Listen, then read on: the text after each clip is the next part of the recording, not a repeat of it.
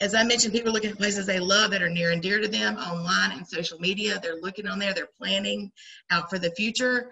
People will not be getting on airplanes for a while. They'll not be taking cruises, and they'll not be stepping into crowded places or destinations like Disney at first.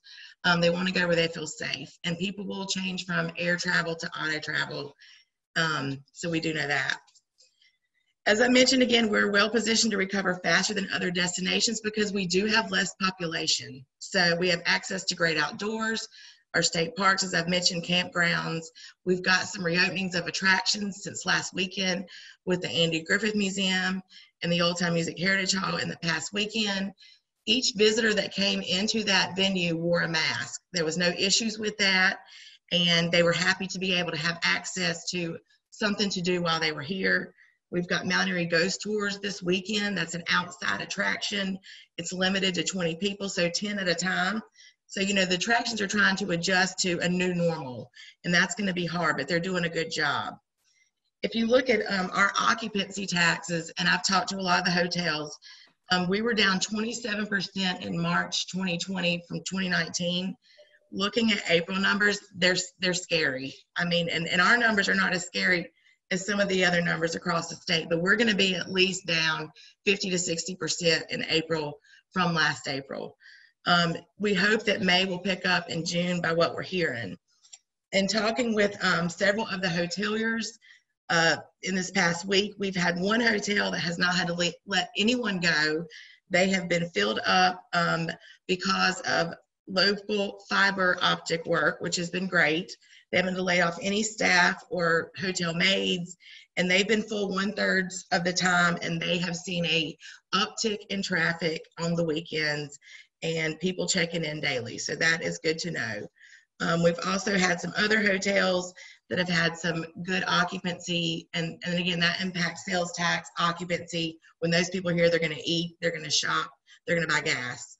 They're going to pay taxes while they're working here. This hotel had a lot of occupancy from work being done at KFC remodel and the Spencer's property in downtown Mount Airy. So we're seeing a lot of construction crews that are still here, that are working, that are essential workers, and they're starting to see about an increase of people checking in as well on the weekends. Some of our larger properties, first, we're seeing about 20% occupancy. That's very low compared to normal. So again, they're saying things are starting to progress, but they're progressing very, very slow. And again, that's the trend that we're hearing across the state as well.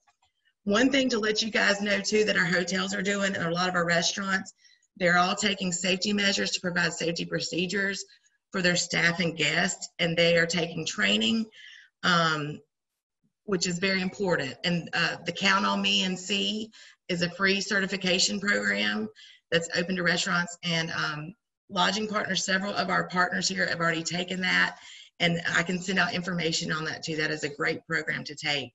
We're also providing safety procedures in the visitor center for when we open. People are going to be looking for hand sanitizer when they come into the visitor center. They're going to expect the social distancing. They're going to expect the limited occupancy. So we have to have those things in place so that we can reopen and be safe to the public. We will provide masks for our staff if they would like to wear those masks. We will have things in place for them to feel comfortable as well. My first priority is the safety of my staff. If they're safe, then the locals are safe, and then the visitors are safe. And I think that's very important. Again, just some of the things that are coming up. The tourism industry has been hit very hard by obviously by the virus. We need significant federal relief in order to recover. And the best way to restore the economy is to restore travel. So we're working on getting those things in place for our partners here in the county, our attractions, our hotels, our restaurants. We are lobbying for you and doing what we can to support you all. And we just appreciate all of your support, and any questions that you guys have, let me and Jenny know. We're here to be a resource for you all. And tourism is a $130 million industry in our county, and that is huge. We've grown, you know, over 43% in the last 8 years. We've had a tough year this year, not due to anything out of our control, but we're going to continue to do the best we can with the cards that are dealt to us, and know that people are coming back to visit our area soon. John Tarn had a question that I thought was a really good one. Jessica, is your team responsible for winery tourism in the area in addition to the city? You know, do you serve as a central hub for county tourism or mainly just in Mount Airy? Yes, I work for two different boards. I work for the Mount Airy Tourism Development Authority, and I also work for the Tourism Partnership of Surry County. And the Tourism Partnership of Surry County is made up of all of the tourism boards in the county. So you have Elkin, Dobson, Pilot Mountain, Mount Airy, and Surry County unincorporated areas. So Chris Kenoff, who's the county manager, represents Surry County unincorporated areas on that board. And then you've got Leslie Schlender, who's economic development in Elkin. You've got Scott Needham, who is on the board for Pilot Mountain, represents Pilot. You've got Cindy McBride that works for Shelton Vineyards, representing Dobson. And then you've got Julie Perkins, who's on the Mount Airy TDA board that serves on that board representing Mount Airy. And we market the entire region out of our visitor center. We've got brochures on the wineries, on our Sonker Trail.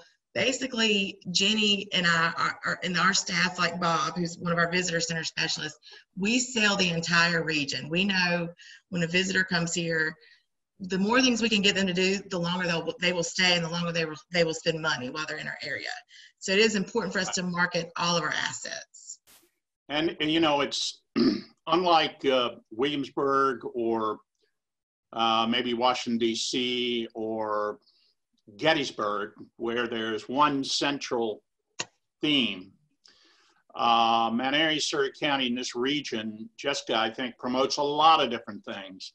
And, you know I've had citizens and business people call me to say, well, you know, we have to stop promoting Mayberry because, you know, the show was on years ago, blah, blah, blah. And I tell them, listen, Mayberry is a part of what I think Jessica and her team promotes, but it's much bigger than that. You know, it's the rivers, it's the mountains, it's the outdoor rec, it's the wine. Did I get that right, Jessica? Yes, Mayberry and Mount Airy. Mayberry is the hook. That's the main reason why our visitors come into the visitor center. But we're starting to see, as time goes on, I've been in my job 16 years. Jenny's been with me for a long time. She was an intern in high school with me, so she's seen things trend off. And when she came back from college, we scooped her up. But she was 12 when she was an intern or something, right? Yeah. So we've seen a trend of Mayberry still being the hook, especially with things like MeTV running it and it running all over the world. But we now are starting to see, you know, there might be a couple that comes in from Sweden or New Zealand that's never even been in Mount Airy, has no idea that Andy Griffith was filmed here, but they're here for the wine region. So right. It's really across the board why people come into our county. It's a big array. With us being close to the Parkway, that's a huge draw. That's right. a National Scenic Byway. We also are going to be applying for a National Scenic Byway with the county tourism partnership. So that's something going forward too, that we have hoped that we will get that status as well. And we can tie into being one of the only in this area with the Blue Ridge Parkway. And it'll connect the 3 state parks. That's what we're. Joe sends a question to you, Jessica. Any idea when the outdoor events will be held in Mount Airy, like concerts, car shows, food trucks event, fall festivals? Well, I know that and Jenny's I may need you to speak on the cruise-in. I think the cruise-in for June was officially canceled. Is that correct? The food truck event for the fall, we just met for Lizzie's board the other day, and that is still being planned going forward. You know, that's big revenue for Mount Airy downtown. The concerts, I know that the amphitheater that the Arts Council does, I'm assuming that will hopefully be at some point, those will be able to come back. But again, that'll be on what the governor decides.